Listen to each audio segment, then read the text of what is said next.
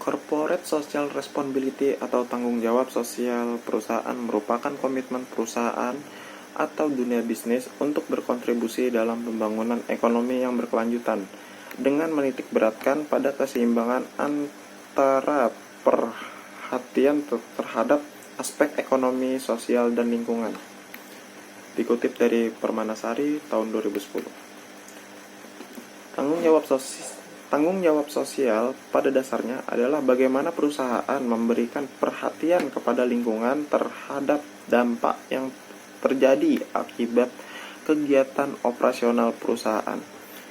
Menurut Moir pada 2001 menyatakan selain menghasilkan keuntungan, perusahaan harus membantu memecahkan masalah-masalah sosial terkait atau tidak.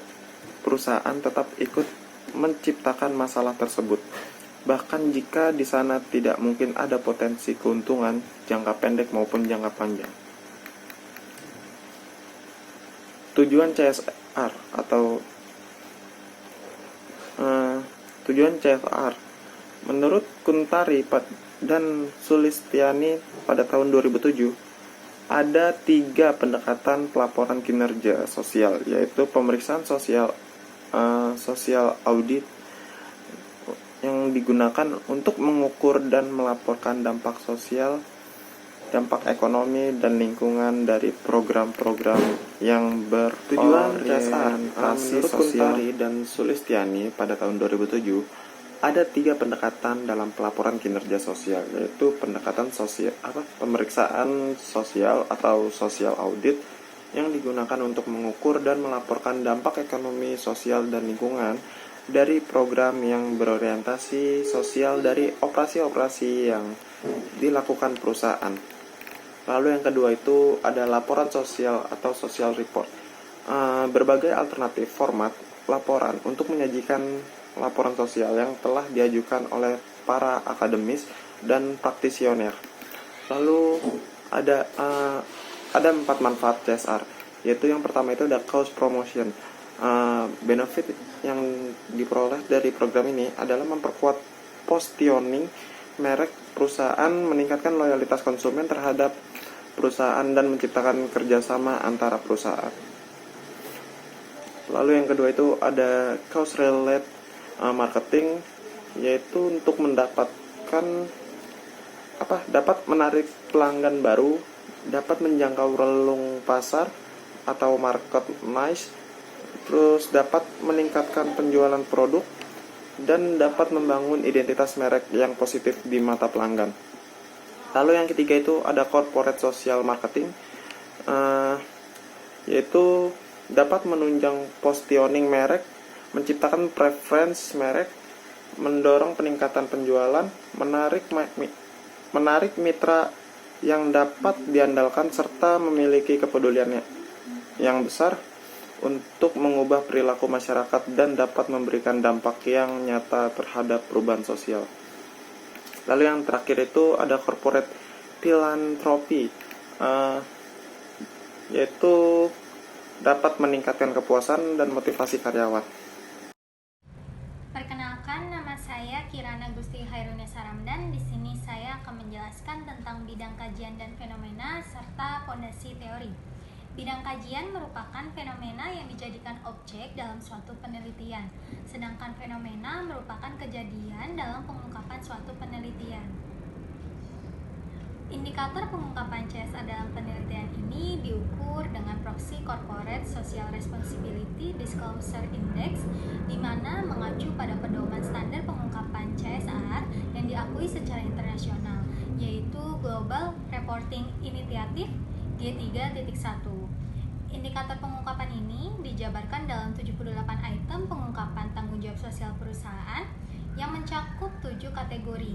Yang pertama lingkungan, yang kedua energi, yang ketiga kesehatan, yang keempat keselamatan tenaga kerja, yang kelima produk, yang keenam keterlibatan masyarakat, dan yang terakhir adalah umum. Fondasi teori. Fondasi teori adalah sebuah konsep dengan pernyataan yang tertata rapi dan sistematis, memiliki variabel dalam penelitian. karena fondasi teori sendiri menjadi landasan atau fondasi yang kuat dalam penelitian yang akan dilakukan. Fondasi teori penelitian ini ada 3. Yang pertama, teori stakeholder, yang kedua teori legitimasi, dan yang ketiga adalah teori agensi. Halo, assalamualaikum warahmatullahi wabarakatuh. Perkenalkan, nama saya Lini Wulandari. Di sini saya ingin melanjutkan penjelasan mengenai jurnal yang kelompok kami review pada bagian research GAP dan pertanyaan riset. Pertama-tama, apa itu research GAP? Research GAP merupakan sebuah kejadian atau adanya indikasi antar ketidakkonsistensian antara penelitian yang telah dilakukan dengan data yang telah dikumpulkan.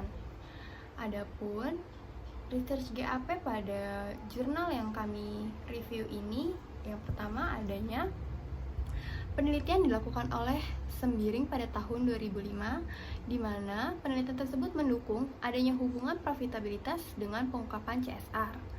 Kemudian, penelitian yang dilakukan oleh Kumianingsih pada tahun 2013 dan yang dilakukan oleh Purnasiwi pada tahun 2011 menunjukkan bahwa profitabilitas tidak berpengaruh terhadap pengungkapan CSR. Selanjutnya, hasil penelitian ini sejalan dengan penelitian yang dilakukan oleh Apriweni pada tahun 2009, di mana penelitian tersebut menunjukkan hasil bahwa leverage tidak berpengaruh terhadap pengungkapan CSR. Selanjutnya, penelitian yang dilakukan oleh Febriana dan Suryana pada tahun 2011 menunjukkan bahwa leverage tidak berpengaruh pada pengungkapan CSR. Selanjutnya ada pertanyaan riset. Apa itu pertanyaan riset? Pertanyaan riset merupakan pertanyaan interogatif yang hendak dicari atau hendak diketahui jawabannya oleh seorang peneliti. Sehingga pada penelitian ini, peneliti ingin mencari tahu atau mengetahui jawaban terhadap apakah profitabilitas berpengaruh terhadap pengungkapan CSR. Yang kedua, apakah ukuran perusahaan berpengaruh kepada pengungkapan CSR? Dan yang terakhir, apakah leverage berpengaruh pada pengungkapan CSR? Selanjutnya, saya Nabila Kamilia akan melanjutkan apa yang telah disampaikan oleh teman saya. Metode penelitian. Metode penelitian adalah suatu cara atau jalan untuk mendapatkan kembali pencerahan terhadap segala permasalahan yang telah diajukan. Penelitian ini merupakan penelitian kuantitatif. Penelitian kuantitatif yaitu penelitian yang menekankan pada pengujian variabel dengan angka dan melakukan analisis data dengan prosedur statistik. Jenis penelitian kuantitatif menggunakan analisis data sekunder. Populasi dalam penelitian ini adalah laporan tahunan perusahaan food and beverage yang terdaftar di Bursa Efek Indonesia pada tahun 2013 dan 2016. Pengambilan sampel dalam penelitian ini menggunakan metode purposive sampling, di mana metode itu adalah mengambil subjek bukan berdasarkan pada strata, random, atau daerah, tetapi didasarkan atas adanya kriteria tertentu. Untuk itu, ditetapkan beberapa sampel berdasarkan kriteria tertentu menurut Arikunto 2006 halaman 139. Kriteria sampel yang digunakan pada penelitian ini sebagai berikut. Yang pertama adalah perusahaan food and beverage yang terdaftar di Bursa Efek Indonesia pada tahun 2013 sampai 2016. Yang kedua adalah perusahaan food and beverage yang listing di Bursa Efek Indonesia selama periode tahun 2013 sampai 2016.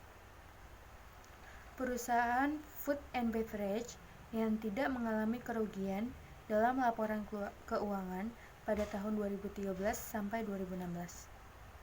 Saya Jidanoy Prega. Di sini saya akan menjelaskan tentang data dan metode penelitian. Yang pertama yaitu ada profitabilitas. Profitabilitas ini menggunakan return on equity. Yang kedua, ada ukuran perusahaan menggunakan size. Yang ketiga adalah leverage menggunakan debt equity ratio. Dan yang keempat ada CSR menggunakan Corporate Social Responsibility Disclosure Index atau disingkat CSRDI. Untuk variabel independen, profitabilitas menggunakan return equity atau ROE dihitung dengan laba bersih setelah pajak dibagi dengan total ekuitas. Yang kedua, ada ukuran perusahaan, dicarinya dengan menggunakan size. Nah, size ini dicarinya dengan menggunakan log natural total aset. Yang ketiga, ada leverage, dicarinya dengan debt equity ratio atau DER. DER ini dicarinya dengan menghitung total hutang dibagi dengan total ekuitas. Untuk variable dependent, pengungkapan Corporate Social Responsibility atau CSR menggunakan CSRDI. Nah, untuk menghitung CSRDI ini sama dengan V dibagi M. V ini adalah jumlah item yang digunakan oleh perusahaan, sedangkan M ini adalah jumlah item yang seharusnya diungkapkan. Untuk teknik analisa data ini menggunakan 3 teknik, yaitu pertama, ada analisis statistik deskriptif dengan uji asumsi klasik, uji normalitas, uji multikolinearitas, dan uji heterogeneisitas dan uji autokorelasi. Yang kedua, ada analisis regresi linear berganda, dan yang ketiga, ada pengujian hipotesis. Untuk pengujian hipotesis ini menggunakan uji F, uji statistik T, dan koefisien determinasi. Sekian presentasi dari saya. Wassalamualaikum warahmatullahi wabarakatuh.